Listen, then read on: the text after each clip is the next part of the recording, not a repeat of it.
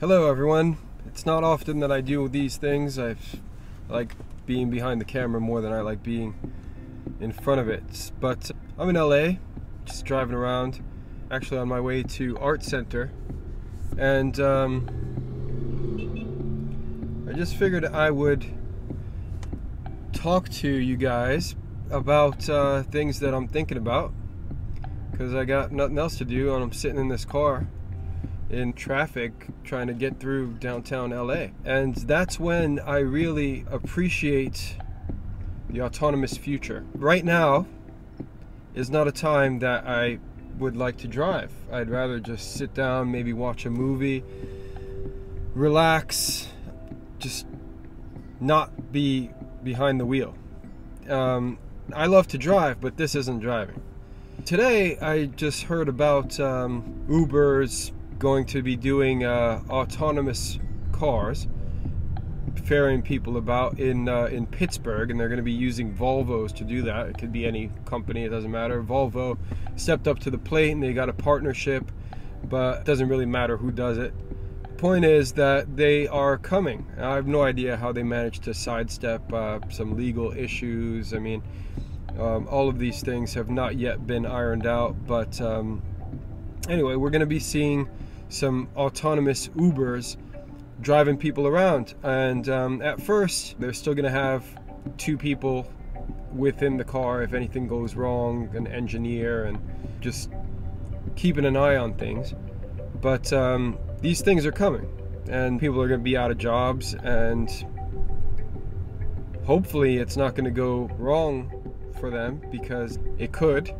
So even if you get past the whole legal issues, I mean, Uber's in Pennsylvania, maybe they managed to get through whatever it is they needed to do, convince some people in Pittsburgh, and they're getting these cars on the road. That aside, even if they did get all of that sorted out and they can do it, the technology is still not entirely there, right? I mean, we've got some issues with the systems in these cars being able to recognize lane markings in the snow, in the rain. I mean, you know, we're in California right now, especially here in LA, but if you're in Pittsburgh, it snows and it rains, and you know, what happens then, right? The car can't tell where it's going. Anyway, so that's kind of got me thinking about what's going on, but I'm also thinking about autonomy in the grand scheme of things, right? And autonomy is great. I mean, there's enough students out there that think autonomy is great, and they're all playing into the future scenario, drawing up these cars that are autonomous sports cars. What the fuck? Why do you need an autonomous sports car? Anyway, autonomy is great for Uber. Autonomy is great for little boxes wanting to transport people around. Autonomy is great for hopefully getting rid of some of this, and lane splitters. I like California. You know, it's dangerous as hell because no one is conscious of these people, but you know, if you pay attention and look in your rear view mirror, you can actually see them coming and give them some space. Anyway, autonomy is great for this type of situation, where you've got a bunch of people like me alone in one of these little metal boxes driving down the freeway. There's loads of us, one person per car, clogging up the roadway here.